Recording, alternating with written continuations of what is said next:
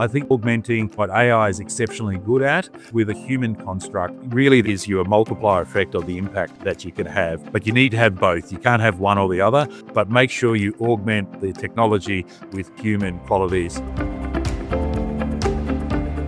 Welcome to a new episode of the What Works podcast series. In this episode, Kathy Nderi sits down with Tristram Gray, Chief People and Corporate Affairs Officer at Kmart Group in Australia, to discuss how the retail giant is using AI to transform high-volume hiring. They explore how Kmart recruits 12,000 people annually with better speed, quality, and candidate experience while increasing diversity and reducing bias across 450 stores. Let's get to it. Tristram, welcome to the What Works podcast. Thanks. That's fantastic. I'm really looking forward to it today.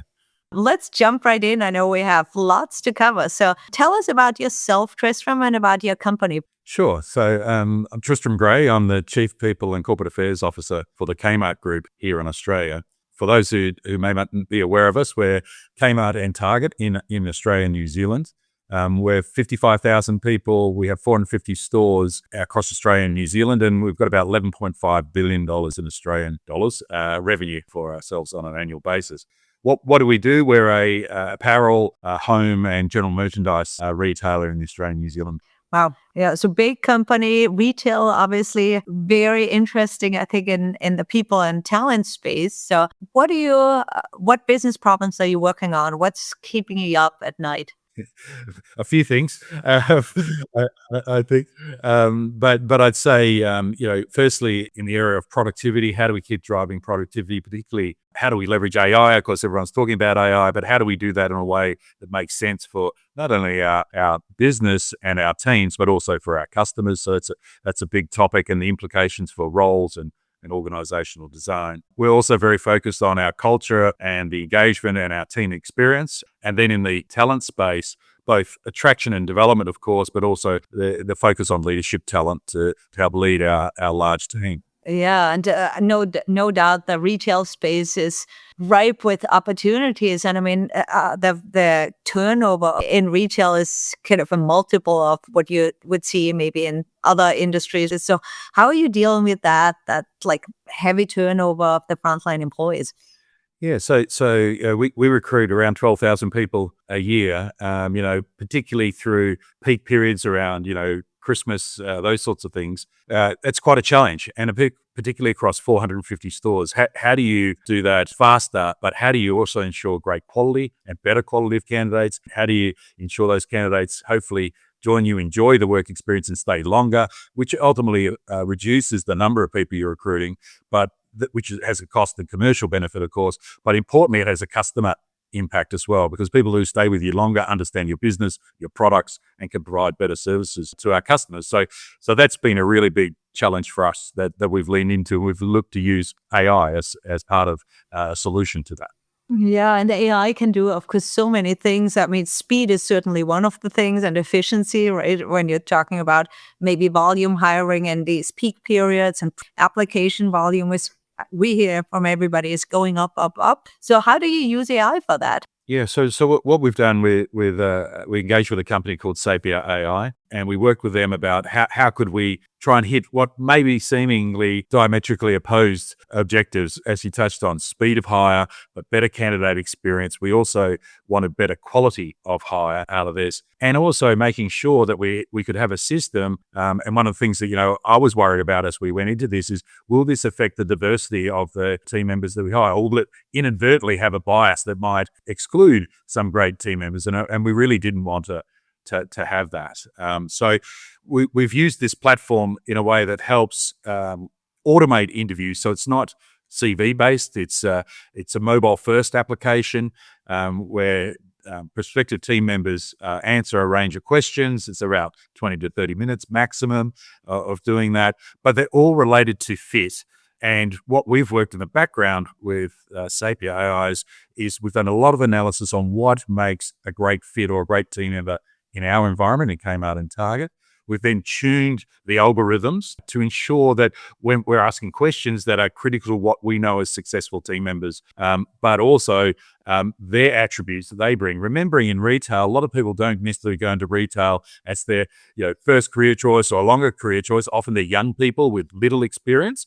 So it wasn't particularly useful for us doing a whole lot of a technical interview around tell us a time when you've used a checkout register or you've stacked things on shelves, because often these people never done that before. So how do you do it in a way that's more about fit? Because we can also train people to do those things. So that's not the core piece. It's more about, do they have a cultural element? Will they like the pace and the team collaboration? Are they good at those things? How do you draw that out? So we've tuned the algorithms to select people on that basis.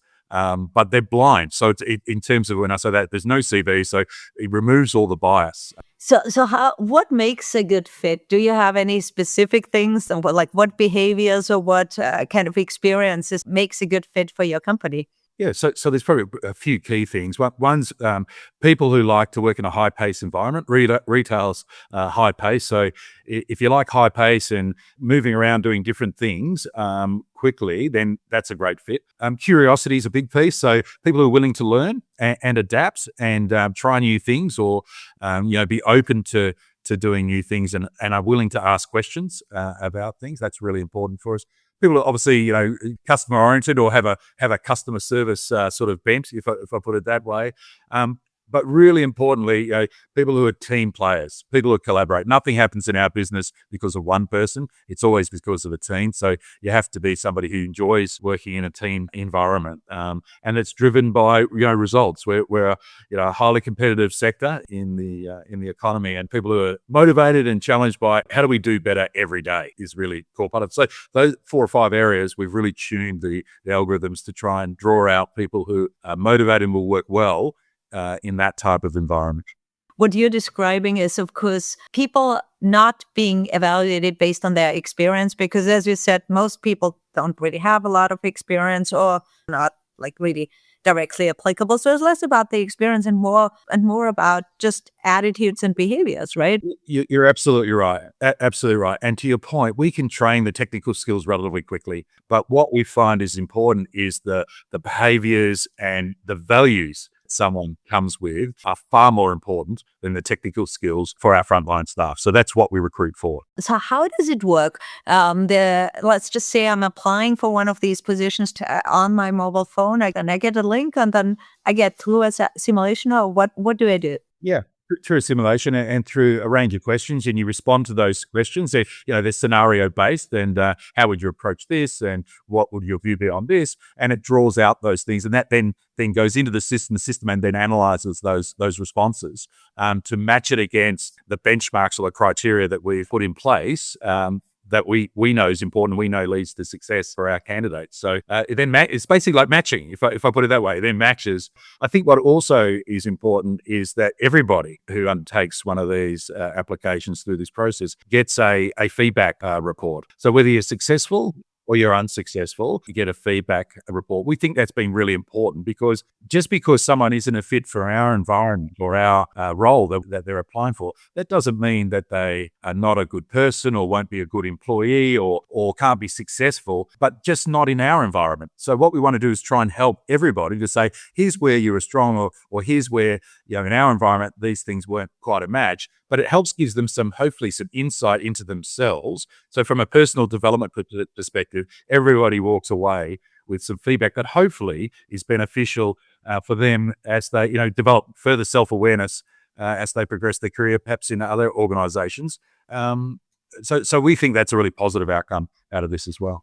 Oh, it is, because I think that usually your more traditional recruiting process is first, it's very biased. So having this AI-based takes all the human bias that we all have out of the equation, right? I think that's a really good point. And another reason why we wanted to do this, if I think about what we're always striving to do from a customer perspective, is have a consistent experience. In every Kmart or Target store they walk into, they should have the same experience, or at least within a narrow standard deviation of different. This has enabled us to drive consistency of both type of people we're recruiting, but also their experience and their fit with the organization. So we take out that variability out of the system, which has been excellent. who is a good fit? I presume it's based on actual performance of people, right? And how long they stay and what their sales performance is, what their customer satisfaction is, all of those. You didn't just make it up. No, it's based on data. And the other piece is we did it based on roles. So we've clearly defined what are the key attributes in each role, whether it's a checkout operator or whether they're a manager in the store. We're very defined on what those roles are. And then we know what the key attributes are that are important to succeed in those roles. Yeah.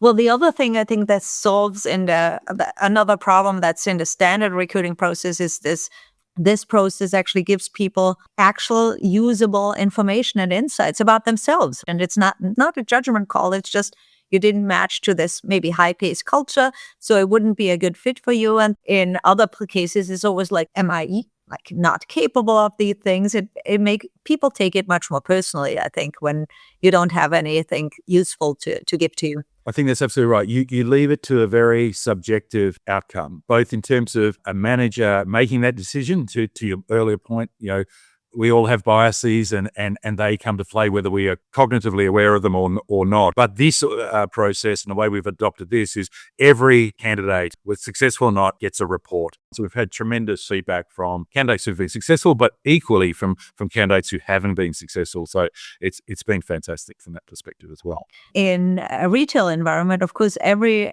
person is a potential customer or probably a real customer, right? And if they don't have a good experience, they're probably not going to come back to you. Versus now they get the gift of feedback after they've put some time in. So it's a return for them. That's right. And I think, from that perspective, I think there's an old retail adage that says someone who has a good experience might tell 1 or 2 people. Someone who has a bad experience generally tells 10. So it's not only the individual themselves who might say that's a terrible experience in a terrible company, but they'll tell other people. And that's really a big issue for us from a brand perception and reputational perspective. How does it impact your HR team, your recruiting team? I think, a couple of things.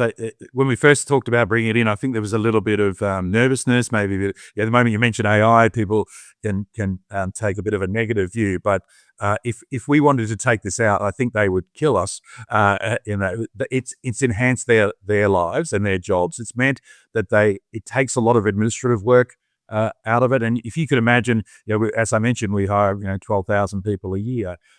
If you've got to do each one of those individually and manually, on top of 300,000-400,000 applications a year to sort through, that's a lot of repeat. This releases time to think about more strategic matters about workforce planning. What is our turnover rate in our store in Melbourne? What do we need to plan for? We know this is the rate. We know we'll need this many people. So it's focused on being more pre-planned, and it's also more interesting. It's a much more enjoyable, fulfilling role. So it's really improved their experience of their own roles, actually.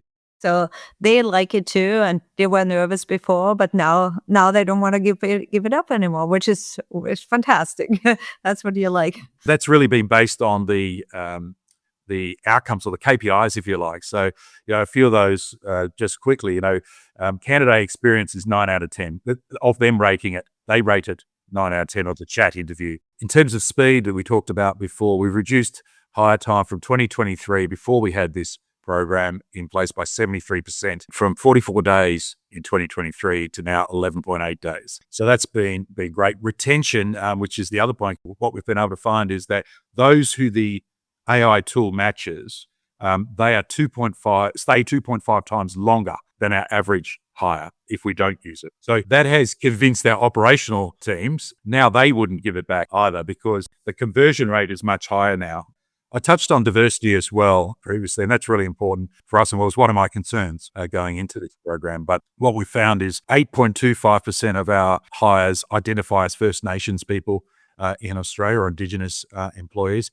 The ratio in the general market is around 3%. So we're actually getting better diversity out of that. And the same with 3.5% of people identify with a disability. That's way above benchmarks. So what's been pleasing out of that, it has proven out that it's not biases to racial background or upbringing or any of those things. And bottom line is, we've avoided, we think between 2,000 to 3,000 hires a year. Now for us, that's around $1,000 to $1,200 per hire when you think about management time and induction training, all those things. So it's in the range of $2 to $3 million a year, bottom line, that we've been able to track. So it's been a very big success for us. Wow, and I love that you were very clear about what you're going to measure and how you're going to measure it, how you're going to know, and all the metrics that you just stated to me were exactly fitting into these buckets, right? I would say the other two learnings, I would say, one, from a change management perspective, you have to be open to and willing to reimagine your recruitment operating model, because it's not about just slot this in on the side. You need to integrate it within your underlying HRIS system. So, we use success factors, but people use Workday or whatever it happens to be. You've got to be able to integrate it into that. That changes ways of working, not only for your recruitment team and the roles that they then play in the way you want them organized, so the organizational design, but also you need to bring your operational managers along for the ride early. Engage them early. Don't impose it on them later on and say, here it is. And then with the metrics as we're talking about, so we're really pleased with those, but we monitor those on a monthly basis. So one thing I'd say is it's not set and forget. You've got to keep monitoring it. What's it telling us? Is anything changing? The great thing about the data is it enables you to have deep insight and notice maybe early or weak signals out of the noise of everything that's going on. You can start to it, but you need to focus and make sure the team are looking at that and adjusting and adapting to what's happening in the market, or what candidates are telling you, or what line managers are telling you in the process.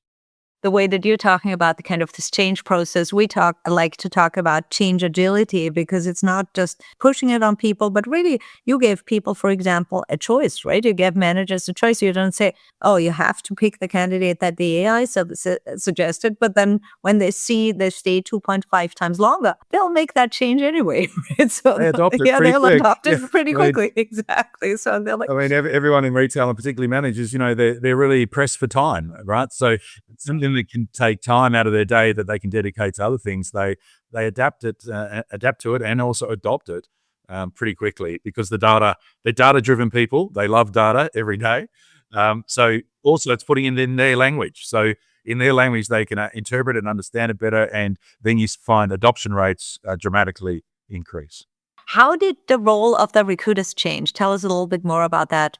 So a number of things. It's taken it from a very highly reactive role to a far more proactive role. And it's more about selection than it is around attraction, because we've got lots of applications coming in, but then we've automated that whole front end and the fit. So a pool of pre-qualified fitting candidates is already dealt with for the team in volume hiring. Then it's about when will we need those? So creating pools of those people, how do they then organize some of the logistics and helping line managers make those assessments, but also then working with the data to help smooth that flow. It's just a much more interesting role, more fulfilling for them. Plus, because we've taken the volume down because better fit, we've given them some time back to think about other things and involve them in other things. It's been a great impact on their lives and their role experience with the business as well.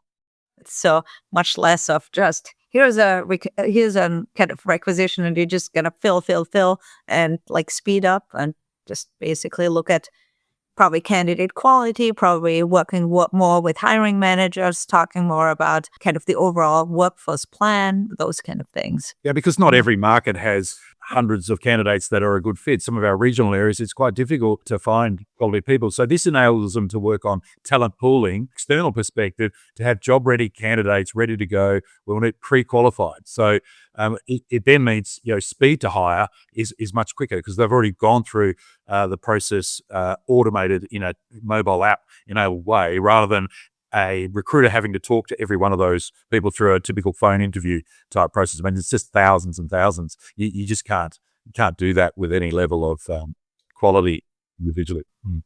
Yeah, totally. Where are you taking this next? So where are you going next? I know you already mentioned you're taking this to kind of professional roles, maybe other roles. Anything else that you're thinking of doing here? Yeah, so we're looking in our distribution centers for our team members. So we've used it in stores, is where we've applied it. We're now going to apply the same thinking to distribution centers. We've obviously got a few thousand people in distribution centers, different skill set. That there is some technical elements to that, and there's a physical piece to that in distribution centers. So there's a few others. So we're tuning it for that. We're looking for management. We're going to apply it to professional and technical roles now in our for our office-based team members, whether that's in finance or marketing or technology, or how do we augment? Do we use it just for fit and then do a separate technical piece? We'll need to work through that, but that's how we're going to look to apply this now. Well, I know we're almost out of time, but any other kind of one piece of advice that you would like to give to our listeners, as you were kind of one of the front runners of pace setters of using AI in the recruiting space? Yes, I think one piece I would say is embrace AI, particularly in this space. And I think, using it properly, ethically and responsibly, and in a way that fits your organizational culture can actually have a deeply human impact. I think there's an opportunity of augmenting the AI and what AI is exceptionally good at around algorithms with the human construct, really then gives you a multiplier effect of the impact that you can have. But you need to have both. You can't have one or the other. So my biggest piece of advice is embrace it, but make sure you augment the technology with great human qualities such as awareness, compassion, some wisdom and judgment, discernment. Those elements together are really powerful package. Well, what a powerful piece of advice. I think it's the way that I'd sum it up. It's not about is it AI or people, it's AI and people, and that way you get much better results, right? 100% agree with Well, you. it's fantastic. Well, thank you so much, Tristram. It was such a pleasure talking with you. I learned a lot, and I know our listeners will learn a lot too. So really enjoyed it. Thank you. It's been an absolute pleasure. Nice talking with you today. What an insightful conversation with Tristram Gray, the Chief People Officer at Kmart Australia. He talked about how he and his team use AI to streamline the frontline hiring process. AI-based assessments make it easier to determine values fit. And data analysis shows that the candidates recommended by the AI stay 2.5 times longer. That's a significant impact on the bottom line in retail, where high turnover is so common. In addition, candidates much prefer the AI-based screening as a more engaging experience that also gives them relevant feedback after the assessment. Thanks for listening to the What Works podcast. Until next time, keep exploring what works in your world.